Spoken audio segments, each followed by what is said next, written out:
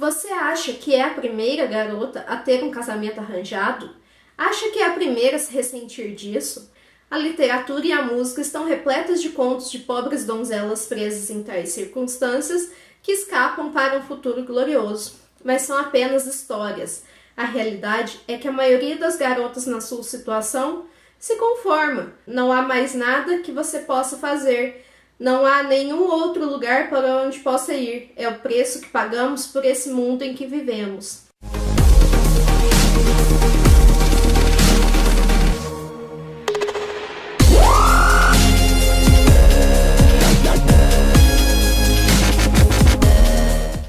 Oi pessoal, tudo bem com vocês?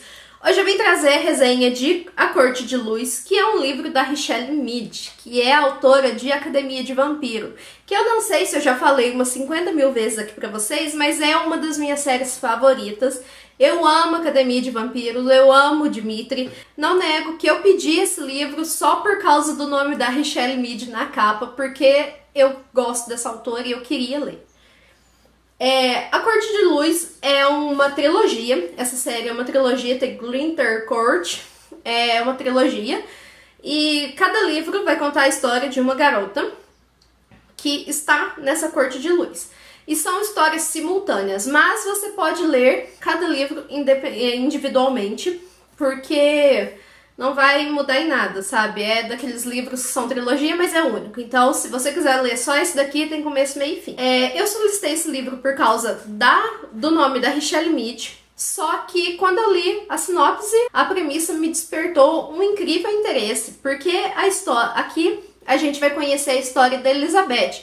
Ela é uma condessa nos seus 16, 18 anos por aí, que está na época de se casar. Só que tem um leve, sim, probleminha na vida dela. Ela é órfã, de pai e de mãe. E, assim, um outro detalhezinho é que ela tá falida. Os pais dela eram pessoas que mexiam com caridade e tal, e morreram por causa disso. E acabou-se o dinheiro, né? Ela ficou só com a avó e ela não consegue arrumar nenhum casamento, porque, assim, quem que vai casar com uma pobretona, não é verdade? Então, quando a avó dela arruma assim um milagre para um casamento, a gente logo percebe que é uma cilada, porque é um carinha, um menininho lá, um moleque, que ele adora cevada e ele fica se coçando todo, e ele é muito rigoroso, sabe? Assim, tudo tem que ser do jeito dele, ele é meio cruel também, e como os pais dela eram pessoas boas, gentis, ela é uma pessoa boa e gentil. Então ela sabe que esse casamento com esse menino vai ser furado. E ela precisa desesperadamente arrumar um jeito de não se casar com ele, porque não tem como ela viver com uma pessoa assim. E esse jeito que ela encontra de não se casar com esse rapazinho é quando o Cedric chega na casa dela para conversar com uma das criadas dela, a Adelaide. Ele convida a Adelaide para participar de um empreendimento no Novo Mundo, que o Novo Mundo é tipo um novo país que eles estão colonizando. Lá elas vão receber um curso para aprenderem a ser ladies e assim casar com algum dos novos ricos daquele país. E o melhor disso tudo é que elas podem escolher com quem elas vão casar, porque se elas tiverem 10 pretendentes, elas podem escolher quais dos 10 pretendentes elas vão se casar. Ou podem não se casar e simplesmente trabalhar lá no Novo Mundo. Então, na hora que a Elizabeth vê isso, ela fala, putz, eu preciso ir para esse lugar. Então ela bola um jeito, se disfarça de Adelaide, dá um despacho na Adelaide e vai no lugar dela para Corte de Luz. Como eu disse, a proposta é muito interessante. Aqui temos mais ou menos um romance de época, distópico, fantasia, que parece que vai envolver o leitor, né? Parece que vai deixar o leitor assim angustiado de tantas coisas que vão acontecer. Mas a realidade é que eu fiquei um pouco decepcionada com essa história.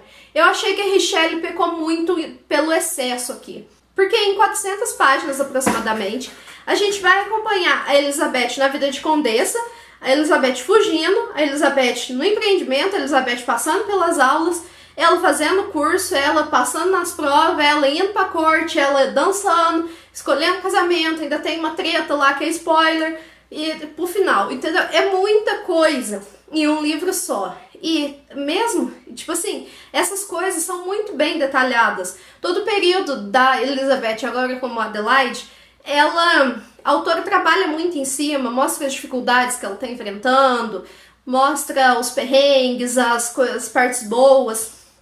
E por causa disso, ela acaba não dando o devido destaque aos acontecimentos dessa narrativa. Porque quando tem os plot twist, né, uns acontecimentos bombásticos assim, você acha que a história vai dar um gás, que a história vai agora, vamos agora conversar sobre essa treta que acabou de ter. Só que não tem nada disso, acontece uma coisa assim que em outros livros poderiam ser o plot twist final, por exemplo, aqui acontece e o povo segue o baile, entendeu? Continua a história, só às vezes lembra, putz, ó, sacanagem, aquilo aconteceu, mas continua a história, não para, não tem destaque. E são vários plot twists que tem nesse livro. Então, assim, você fica meio frustrado porque você acha que vai acontecer uma coisa importante, instigante, e na verdade não acontece nada, sabe? Simplesmente segue o baile. Lógico que a autora focou demais no plot da Corte de Luís, né?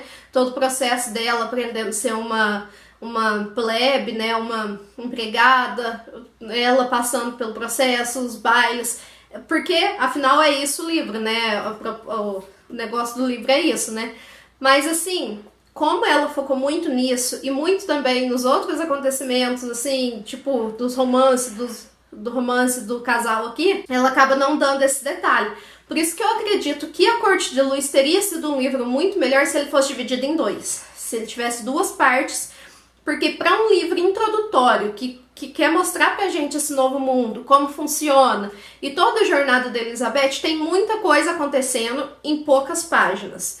Poderiam de boa dividir em dois livros de 300, que 200 páginas a mais resolveria sem problema essa história. O romance do casal é algo que não me convenceu muito, assim, pra quem já leu Rose e Dimitri, né, isso daqui é um pouco frustrante, porque, como eu disse, a história é corrida, então por ser corrida você acaba não tendo tantas cenas assim pra provar o amor desses dois personagens. Então, como que você vai se apegar a um casal se você nem tem cenas do casal direito na história? E quando tem uma cena mais lá pro final dela e ele e tal, você fala assim, ah, legal, seria um ótimo romance se tivesse sido um pouco mais desenvolvido, colocado um pouco mais de cena dos dois e tal, assim. Então, eu acho que o que faltou foi mais desenvolvimento e, tipo assim, de mais páginas, entendeu? Dividir esse livro em dois, daí ela poderia dar mais páginas para essa história e desenvolver melhor alguns temas e cortar um pouco alguns temas como os bailes, que ela precisava ir, porque ninguém precisa saber disso, gente. Sabe que ela tá tendo que ir em baile, não é mesmo? Mas o ponto que eu mais gostei desse livro não foi o negócio da Corte de Luís em si, foi as críticas que a autora colocou assim no meio dessa história. A primeira é sobre a colonização, porque nesse novo mundo as terras ainda estão sendo colonizadas. Então temos ali os personagens, né, que estão levando expedições para tal lugar, só que toda terra sempre tem alguém morando ali. Então, por que você chega, você é uma pessoa que já tem uma patente maior, um cargo maior, porque você tem dinheiro, você tem direito de roubar aquela terra da pessoa? E isso é um ponto bastante interessante que ela toca, assim, é claro que não é super bem desenvolvido, mas ela mostra como que os colonizadores consideram os nativos os Zé Ninguéms, entendeu? Pessoas problemas. Porque como eles são pessoas, como os colonizadores são pessoas ricas, que têm um dinheiro, que têm patentes, eles se acham no direito de roubar aquelas terras pra eles e, tipo, foda-se, sabe? Mas eu morava aí. Paciência, acha outro lugar pra morar. É assim que esse povo do Novo Mundo trata e ali tem uma crítica a isso. Também tem a crítica sobre religiões pagãs, porque aqui não é cristianismo, é uma espécie de Urus e 6 anjos divinos, 6 anjos do mal. Então quem não segue essa religião desse exato jeito é considerado um herege e pode ser enforcado simplesmente por ter um item, assim, ó, esse item aqui é da outra religião, então se eles acharem na minha casa eu posso ser enforcado só por ter esse item. E essa crítica é muito bacana porque mostra como que mesmo sendo um novo mundo, com novas pessoas colonizando ele, habitando eles, tendo vários costumes de diversos lugares, ainda tem um passado assim difícil, sabe? Tipo assim, de não poder questionar, de não poder duvidar, de não poder escolher sua própria religião, escolher o que você quer seguir. Tem que seguir o que o povo tá ditando lá e não é legal isso. E é claro também, como todo bom livro de romance de época, tem a questão das meninas, de casamento arranjado, de casamento, principalmente por que você tem que se casar, por que você tem que conseguir um bom casamento para ser feliz. Mesmo a Corte de Luz, ela te dando a opção de escolher com quem você quer se casar, as meninas ainda são exibidas como gado, entendeu? Porque elas precisam ser vendidas. Então elas têm que ser perfeitinhas, bonitinhas, caladinhas, para que alguém que tenha muito dinheiro possa comprá-las, conseguir um bom casamento, e a Corte de Luz consegue seu bom dinheirinho, sua boa comissão em cima da venda dessas garotas. Então, eu acho que é isso que eu tenho que falar sobre essa série.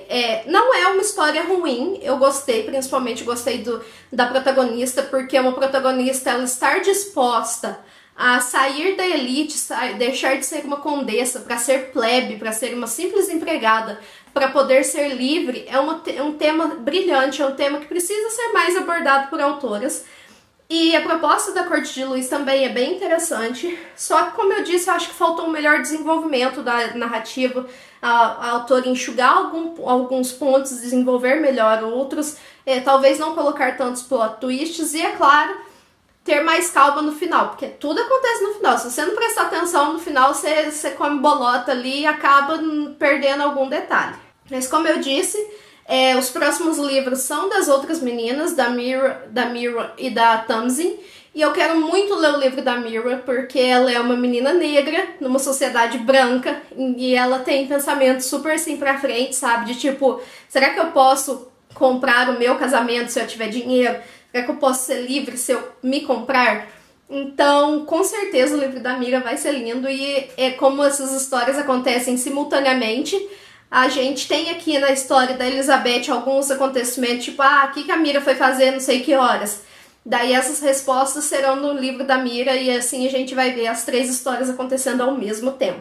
Se você já conhece a escrita da Richelle, talvez vá se decepcionar um pouco com esse livro.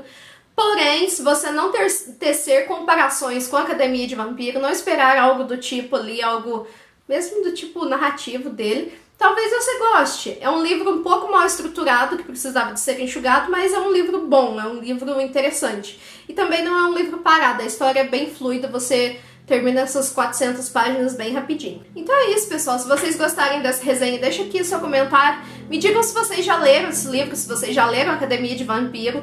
E deixa aqui o seu joinha, se inscrevam no canal, confiram a resenha escrita também aqui embaixo na descrição. E muito obrigada por assistirem. Tchauzinho!